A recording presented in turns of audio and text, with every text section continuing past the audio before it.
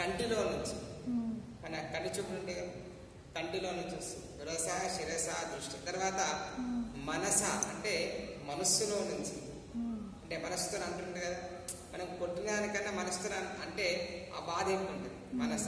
తర్వాత వచస అంటే నోటి నుంచి, నోటి ఒక మాట అన్నామనుకున్నాను చాలా బాధ అవునా.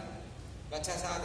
పద్భ్యాం అంటే ఈ ముఖాలు చెప్పులు ఉంటాయి కదా, దీంట్లలో కూడా ఇమిడి ఉంటుంది పద్భ్యాం. దాని తర్వాత కరాభ్యాం అంటే చేతులతో కొట్టడం కానీ రాక్షసానందం అని ఉంటుంది అలాంటి. దాని తర్వాత కర్ణాభ్యాం అంటే చెవులు ఏం చేస్తాయి అంటే ఒక దగ్గర గొడవ అవుతుంది అనుకోండి, అవి వినడానికి వినసొంపుగా ఉంటుందని వెళ్ళి వినడం అంటే పైశాచికానం అంటే రాక్షసానందాన్ని చూస్తుంటాయి ఆ చెవులు.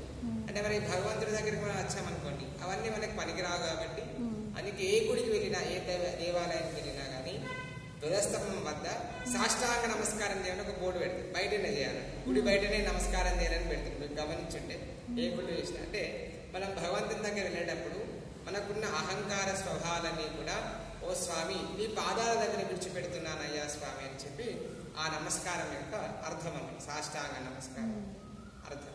నమస్కారం గురుగారు. కృష్ణయ్య.